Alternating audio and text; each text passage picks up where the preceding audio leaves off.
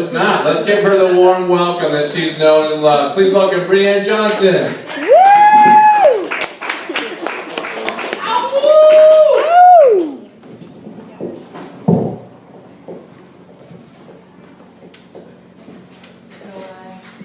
So I'm single. I don't know if that's a desperate way to start a set, but it's not a big deal. It's not really like that. I'm fine with being single, but it was suggested to me that I start putting my toe in the dating game. So I'm thinking about it. I was talking to my mom about it, and she was trying to give me some advice, but it was like that typical mom advice. She told me, honey, nobody can love you, and you're not going to be able to give anybody love unless you love yourself. It's corny, but it's true. And I've actually been trying to do that more, trying to love myself, daily, maybe 4 or 5 times a day if I can. Touching myself with my swimsuit parts, just to clarify. But it's like one of those things, it's like a discipline. If you want to change something in your life, you have to be consistent. You got to make changes every day. So it's the little things, like if I get to work early, let's say I get to work 5 minutes early, instead of just fucking around on my cell phone, looking at Instagram, I'll love myself. in my car, under a beach towel because I work close to a school zone. I'm not going to fuck up my routine for that, Maybe I get to the ranger station and I'm like 14 people deep and I know I got some time. I may or may not go to the bathroom to love myself. I did that. I've done that before. I'm sorry to make you uncomfortable, but oh, we did too. Okay, well that's not so bad. Yeah. Oddly enough, though, my friends have a different take. They think that I have intimacy issues.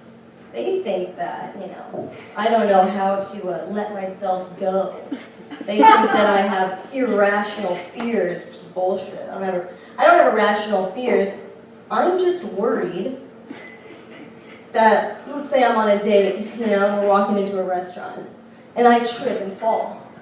And the guy will trip and fall, obviously, behind me.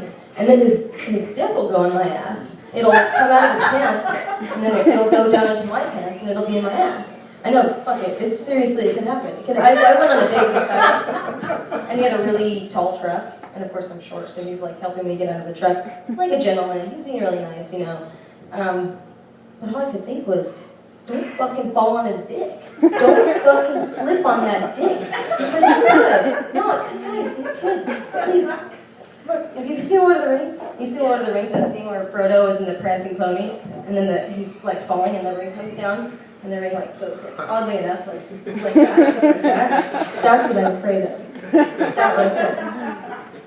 That whole thing. So whatever. I'm just getting this off my chest. I'm just telling you guys my fears, group of my peers. Okay. Last one. This is truly my biggest fear, probably. I'm worried.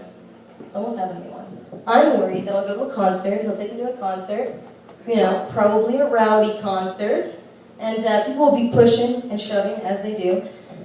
What I'm worried about mostly is that some guy will be like back here, and I'm worried that in a moment where he's trying to like mosh or whatever, his dick will go. Yeah, you guessed it. His dick will go in my ass, and then I'll go like this because I'm trying to get his dick in my ass.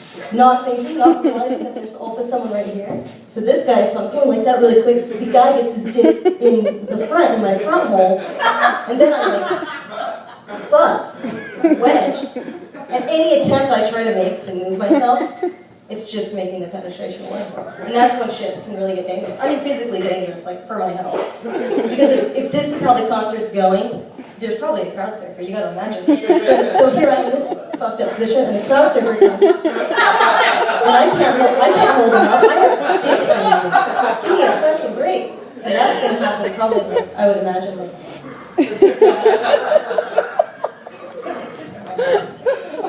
And everybody's gonna fucking fall down at that point. It's a fucking dog pile, just dicks are gonna be. What's my next talk?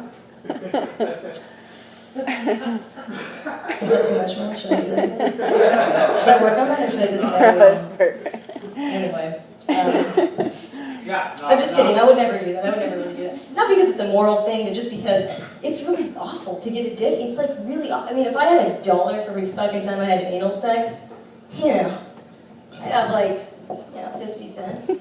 Whatever. Stupid fuck. Alright, fuck. Now everyone knows I can't have anal sex. Whatever, it's not that I can't have anal sex, I choose not to, okay? Because unlike you degenerates, I was raised a good Christian girl. And I made the decision a long time ago to save my asshole virginity till marriage. So I've been doing that, I'm saving it for that special guy, my one true love, and but I'm still a freak, I'll still do freaky things. No, for real. My ex asked if he could come on my face, and I was like, yeah, I couldn't fucking wait to take the bag off. But anyway, all to say, I'm wrapping it up. The bottom line, I'm just here to admit in front of you guys, I feel comfortable that, on occasion I feel lonely. I am lonely. How lonely? Last week I threw away my rape whistle, so that's where I'm at. Something to think about. Anyway, sorry about that rape joke. Yep.